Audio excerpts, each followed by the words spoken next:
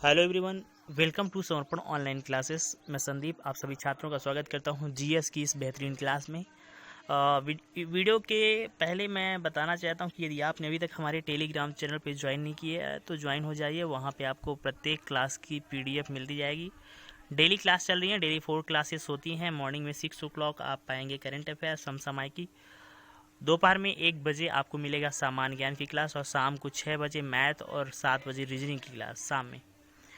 आइए स्टार्ट करते हैं आज की जीएस की क्लास। देखिए, मैंने लास्ट क्लास में आपको बताया था कि ये जो क्वेश्चन था वो 80 नंबर क्वेश्चन तक हो चुका था। ठीक है, अब आज का ये जो क्लास है वो 81 से स्टार्ट होगा। देखिए, 81 नंबर क्वेश्चन है कि भारत में सरकार की संसदीय प्रणाली इसलिए है क्योंकि लोकसभा को जनता द्वारा सीधे ही चुना जाता है। संसद विधानसभा में संशोधन कर सकती है, राज्यसभा को भंग नहीं किया जा सकता और लोकसभा में मंत्रिपरिषद उत्तरदायी है। बिल्कुल, लोकसभा में जो मंत्रिपरिषद होता है वही उत्तरदायी होता है। ऑप्शन नंबर डी आपका सही जवाब हो जाएगा यहाँ पे। क्लियर है स्टूडेंट्स, बढ़ते हैं आगे। देखो, ये जो अगला क्वेश्चन है इसमें क्या बताया जा रहा है कि निम्न में से कौन सी भारतीय संविधान की विशेषताएं नहीं है। देखो, सरकार का संसदीय रूप, न्यायपालिका की स्वतंत्रता, सरकार का आध्यात्मक रूप और संघीय सरकार। देखो, यहाँ पे ऑप्शन नंबर सी आपका सही जवाब हो जाएगा। सरकार का अध्यक्षतात्मक रूप जो होता है वो आपका सही जवाब हो जाएगा। क्लियर है। इसी के साथ बढ़ते हैं नेक्स्ट सवाल पे। स्टूडेंट्स, मैंने यहाँ पे इस टेस्ट सीरीज में 40 क्वेश्चन लिया है और 40 क्वेश्चन में से बहुत ही डेली आपको 40 क्वेश्चन मिलते हैं। 40 क्वेश्चन सफिशिएंट होते हैं। एक बार दो बार यदि आप उन क्वेश्चनों को देख लेते हैं तो सामान्य रूप से जानकारी आपको हो जाती है। और देखिए, होना ये चाहिए कि रिवीजन भी आपका चलता रहे। ठीक है, चलिए बात करते हैं 83 नंबर क्वेश्चन पे। भारत के संविधान में संघीय शब्द का प्रयोग कहाँ पर हुआ। संघीय शब्द का प्रयोग हुआ है संविधान में कहीं नहीं। बिल्कुल, संविधान में कहीं भी संघीय शब्द का प्रयोग नहीं हुआ है। पढ़ते हैं अगले सवाल पे। अगला सवाल है, भारतीय संविधान के अनुच्छेद में यह घोषणा की गई है कि इंडिया अर्थात भारत राज्यों का संघ है। ऑप्शन नंबर ए आपका सही जवाब हो जाएगा। ऑप्शन नंबर ए सही हो जाएगा। भारत जो है राज्यों का संघ है। क्लियर है। और अगले सवाल पे बढ़ते हैं। भारतीय संविधान कैसा है। भारतीय संविधान संघीय राष्ट्रपति शासन प्रणाली। बिल्कुल, राष्ट्रपति शासन प्रणाली, अर्ध संघीय और संघीयवत। ऑप्शन नंबर बी आपका सही जवाब हो जाएगा। यहाँ पे भारतीय संविधान जो है वो अर्ध संघीय या संघीयवत है। क्लियर है। बढ़ते हैं अगले सवाल पे। देखिए, सारे भारतीय संविधान की क्लास चल रही है। आगे चल के मैं आपको ज्योग्राफी और हिस्ट्री की भी क्लास दूंगा। तो पहले तो अभी कॉन्स्टिट्यूशन की कुछ दिन क्लास हो जाए, इसके बाद आपको मैं सारी क्लासेस प्रोवाइड कराता जाऊंगा। ठीक है। और 86 नंबर क्वेश्चन है। देखिए, भारतीय संविधान के किस अनुच्छेद को डॉक्टर BR अम्बेडकर ने भारतीय संविधान का हृदय कहा है। बहुत ही बेहतरीन क्वेश्चन और कई बार पूछा जाने वाला क्वेश्चन है ये। ठीक है, चलिए यहाँ पे आपका ऑप्शन नंबर डी सही हो जाएगा। आर्टिकल नंबर 32 को भारतीय संविधान की हृदय और आत्मा कहा है। क्लियर हो जाए। नेक्स्ट सवाल पे चलते हैं। सामाजिक न्याय का क्या अर्थ होता है। सामाजिक न्याय का अर्थ यहाँ पे आपको ऑप्शन दिए गए हैं। सभी को समान आर्थिक अधिकार मिलने चाहिए, सभी को समान राजनीतिक अधिकार मिलने चाहिए और जाति, नस्ल, रंग और लिंग आधारित सभी प्रकार का भेदभाव दूर होना चाहिए और सभी को धर्म की स्वतंत्रता का अधिकार दिया जाना चाहिए। स्टूडेंट्स, देखिए यहाँ पे जो जवाब होगा वो हो जाएगा ऑप्शन नंबर सी, यानी कि कह सकते हैं कि जाति, नस्ल, रंग और लिंग आधारित सभी प्रकार का भेदभाव दूर होना चाहिए। मतलब सभी के साथ, चाहे वो लड़का हो या लड़की हो, सभी के साथ या किसी भी जाति का हो, सभी के साथ समानता का व्यवहार होना चाहिए। सामाजिक न्याय का अर्थ ये है। बढ़ते हैं अगले सवाल पे। देखिए, निम्न में से किसको धर्मनिरपेक्ष राज्य कहा जाएगा। ऑप्शन ए, एक विशिष्ट धर्म का पालन करने वाला राज्य। धर्म विरोधी राज्य, धर्मों के बीच भेदभाव न करने वाला राज्य और सभी धर्मों को राज्य के धर्म मानने वाला राज्य। तो ऑप्शन नंबर सी यहाँ पे आपका सही जवाब हो जाएगा, यानी कि धर्मों के बीच भेदभाव ना करने वाला राज्य, ये आपका सही जवाब हो जाएगा। क्लियर है। बढ़ते हैं अगले सवाल पे। देखिए, नेक्स्ट क्वेश्चन है, बहुत ही अच्छा प्रश्न आ चुका है। संविधान के अंतर्गत भारतीय लोकतंत्र के आदर्शों को हम कहाँ देखते हैं। ठीक है, तो आप कहेंगे यहाँ पे प्रस्तावना में ये इसके बारे में सारी चीज़ें दी गई हैं, तो आपका ऑप्शन नंबर ए सही जवाब हो जाएगा। विधि का शासन की संकल्पना कहाँ की संवैधानिक प्रणाली की एक विशेष विशिष्टता थी? तो आप कह सकते हैं ब्रिटेन, यानी कि ऑप्शन नंबर ए। क्लियर हो गया। भारत के संविधान में भारत को किस रूप में वर्णित किया गया है? तो यहाँ पे आप कह सकते हैं राज्यों का संघ है। भारत जो है राज्यों का संघ है, इसका उल्लेख कई बार आता है। तो इस टाइप का जो क्वेश्चन होता है डिफ़िकल्ट होता है, और मैक्सिमम टाइम पे इस तरह के क्वेश्चन पूछे जाते हैं एग्ज़ाम में, जैसे पुलिस हो गया, एसआई हो गया, पीएससी के लिए खासकर, और चाहे यूपीएससी के लिए आप तैयारी कर रहे हो, इन एग्ज़ामों के लिए बहुत ही इंपॉर्टेंट है ये। और चलिए देखते हैं नेक्स्ट क्वेश्चन पे। अगला सवाल है, निम्नलिखित में से किस निर्णय में कहा गया है कि धर्मनिरपेक्षवाद और संघवाद भारतीय संविधान की मूल विशेषताएं हैं? देखिए, ये कहा गया है, किसने कहा है? ये कहा गया है एस.आर. बोमई मामला ने, यानी ऑप्शन नंबर बी आपका सही जवाब होगा। क्लियर है। चलिए देखते हैं अगले सवाल में, आधारित लोकतंत्र किससे संबंधित है? तो आप कहेंगे उपयुक्त सभी। यहाँ पे जो आपको दिए हुए हैं, शक्तियों का हस्ताक्षरण, शक्तियों का विकेंद्रीकरण, पंचायती राज प्रणाली और उपयुक्त सभी, ये सभी जो है बिल्कुल उपयुक्त सभी आपका ऑप्शन हो जाएगा। क्लियर है। बढ़ते हैं हम अगले सवाल पे। एक तंत्र का अर्थ क्या होता है? एक तंत्र का अर्थ होता है कि कुछ के द्वारा शासन, राजा के द्वारा शासन, मात्र एक व्यक्ति द्वारा निरंकुश शासन। बिल्कुल, मात्र एक व्यक्ति द्वारा निरंकुश शासन ही आपका सही जवाब होगा, ये सही आंसर है। ठीक है, बढ़ते हैं अगले सवाल पे। देखिए, ये जो सवाल है बहुत ही बेहतरीन सवाल है। 95, सार्वजनीन या सार्वभौमिक वयस्क मताधिकार दर्शाता है कि भारत एक ऐसा देश है जो धर्मनिरपेक्ष है, समाजवादी, लोकतांत्रिक प्रभुत्व है। ये लोकतांत्रिक देश है, भारत एक लोकतांत्रिक देश है। ऑप्शन नंबर सी आपका सही जवाब होगा। देखिए अगले सवाल पे देखते हैं। अगला सवाल जो आ रहा है बहुत ही बेहतरीन, लोकप्रिय प्रभुसत्ता क्या है? लोकप्रिय प्रभुसत्ता जो है वो जनता का प्रभुत्व है, यानी ऑप्शन नंबर डी। यहाँ पे ऑप्शन नंबर डी आपका सही जवाब होगा। क्लियर है। चलिए बढ़ते हैं अगले सवाल पे। संवैधानिक राजसी का अर्थ क्या है? संवैधानिक राजसी का अर्थ क्या है? तो आप कहेंगे संविधान द्वारा प्राप्त शक्ति के अनुसार राजा के द्वारा शक्तियों का प्रयोग। क्लियर है। चलिए, भारतीय संविधान की क्लास चल रही है, सभी लोग आ जाएं, सभी लोग अपने दोस्तों को शेयर भी कर दें और ज़्यादा से ज़्यादा लोगों तक पहुंचाने का प्रयास कीजिए। मैक्सिमम शेयर कीजिए इसको, है ना, लाइक भी कीजिएगा अगर अच्छा लग रहा है तो। सरकार के संसदीय रूप का विचार कहाँ से लिया गया है? देखिए, और ये जो ऑप्शन नंबर और डी आपका सही हो जाएगा, यानी कि इसका सही जवाब होगा रूस। और रूस की राजधानी है मॉस्को। रूस की राजधानी क्या है? मॉस्को। बढ़ते हैं अगले सवाल पे। पूरी दुनिया में सबसे ज़्यादा क्षेत्रफल में बड़ा कौन सा देश है? रूस या रसिया ही है। ठीक है। 99 नंबर क्वेश्चन देखिए क्या कह रहा है। और 99 नंबर क्वेश्चन है, किस तंत्र में कुछ लोग अधिक लोगों पर शासन करते हैं?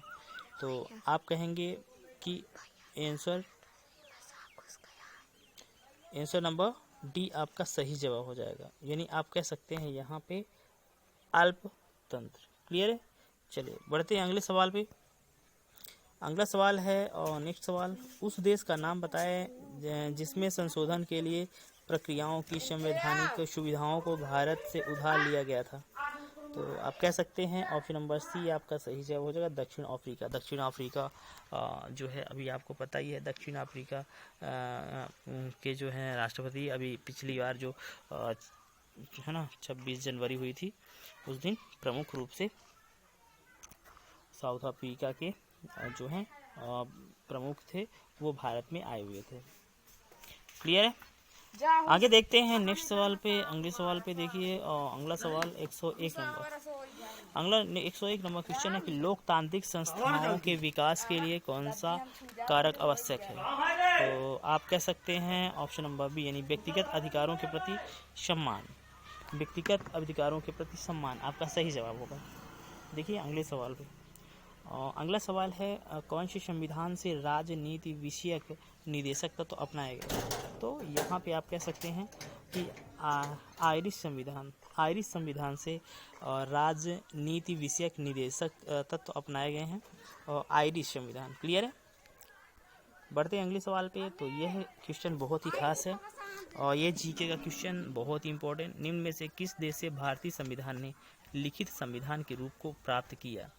आप कह सकते हैं यूएसए, अमेरिका से ये प्राप्त किया गया है। कहाँ से? America, US, United state.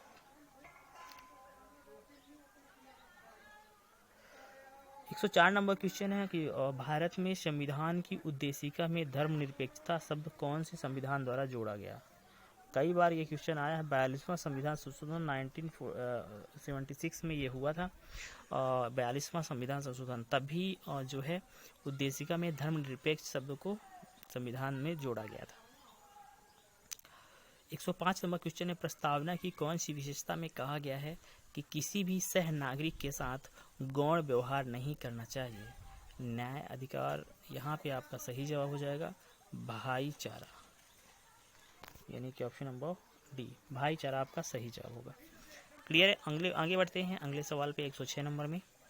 और क्वेश्चन है, निम्नलिखित में से किसने संवैधानिक उपचारों के अधिकार को भारतीय संविधान के हृदय और आत्मा की संज्ञा दी थी? तो यहाँ पे आपका सही जवाब होगा डॉक्टर भीमराव अंबेडकर ने। डॉक्टर भीमराव अंबेडकर को संवैधानिक उपचार के अधिकार को भारतीय संविधान के हृदय और आत्मा की संज्ञा दी थी। आपका सही जवाब होगा option number B. Doctor Bhimrao Ambedkar का बहुत बड़ा रोल रहा है भारत के संविधान में।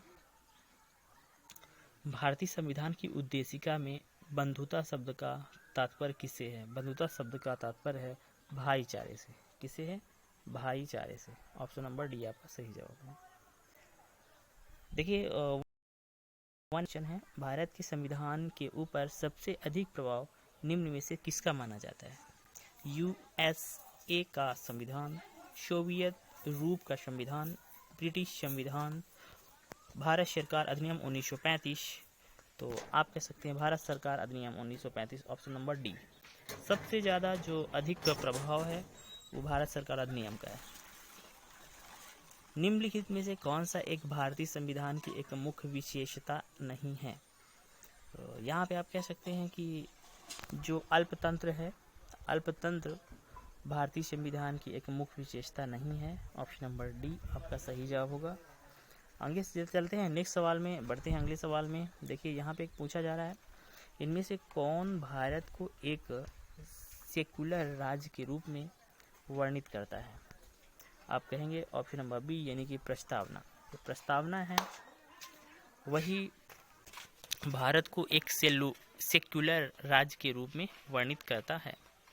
बढ़ते हैं नेक्स्ट सवाल पे। और निम्नलिखित में से कौन सा शब्द भारतीय संविधान की उद्देशिका के रूप में नहीं लिखा गया? तो आप कह सकते हैं यहाँ पे आपका सही जवाब हो जाएगा ऑप्शन नंबर डी, यानी साम्यवादी। ऑप्शन नंबर डी सही जवाब होगा। देखिए अगला सवाल आपके सामने आ चुका है। अगला सवाल पूछा जा रहा है कि भारतीय संविधान में एकल नागरिकता की अवधारणा किस देश से प्रेरित है? तो आप कहेंगे इंग्लैंड। इंग्लैंड आपका सही जवाब होगा, इंग्लैंड। क्लियर है? नेक्स्ट क्वेश्चन आ रहा है कि 113 यानी 113 नंबर क्वेश्चन। देखिए हर दिन मैं 40 क्वेश्चन यानी 40 क्वेश्चन लेता हूँ और 40 क्वेश्चन में डिफ़िकल्ट टाइप के क्वेश्चन लेता हूँ जो कि आपके एग्ज़ाम में चाहे पुलिस हो या SI हो, है ना, चाहे आप SP बनने वाले हो, DSP बनने वाले हो, है ना, कलेक्टर बनने वाले हो, हर तरह की एग्ज़ामों में इसी तरह के क्वेश्चन आते हैं। तो आप ध्यान से इन क्वेश्चनों को बार बार रिपीट करिए, भूले नहीं। सबसे इम्पोर्टेंट ये है कि आपको याद रहे। और देखिए क्वेश्चन क्या कह रहा है कि भारत में एकल नागरिकता की अवधारणा निम्नलिखित में से किस देश से अपनाया है? आप कहेंगे इंग्लैंड। कहाँ से? इंग्लैंड। ऑप्शन नंबर डी आपका सही जवाब होगा, इंग्लैंड। देखिए नेक्स्ट क्वेश्चन आ रहा है कि नागरिकता निम्न में से किस विधियों द्वारा प्राप्त की जा सकती है? देखो नागरिकता में ये है कि जन्म द्वारा, अगर जन्म हुआ है इंडिया में तो नागरिकता मिलेगी ही। अनुवांशिकता द्वारा, अगर आपके माता पिता इंडिया में रह रहे हैं, आप विदेश में रह रहे हैं तो बिल्कुल फिर भी मिलेगी। और पंजीयन द्वारा, बिल्कुल अगर आप पंजीयन हैं आपको इंडिया में तो मिलेगी। अनुरोध द्वारा, रिक्वेस्ट से नहीं मिलती, ये नहीं होगा। यानी आपका ऑप्शन नंबर बी 1 2 3 सही है, चौथा नहीं होगा, इनवैलिड है ये। हाँ बढ़ते हैं नेक्स्ट। भारतीय संविधान की प्रस्तावना में उल्लिखित न्याय को किस रूप से स्वीकार किया जाता है? तो यहाँ पे आप कहेंगे आर्थिक न्याय के रूप में। ये जो ऑप्शन नंबर बी शो कर रहा है वही आपका सही जवाब होगा।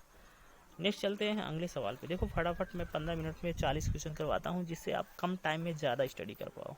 मेरा टारगेट ये है कि आपका समय कम बर्बाद हो और आप पढ़ ज़्यादा पाओ, है ना, जिस वजह से एग्ज़ाम में आपको ज़्यादा। चलिए, नागरिकता प्राप्त करने के लिए शर्तें निर्धारित करने वाला सक्षम निकाय कौन सा है?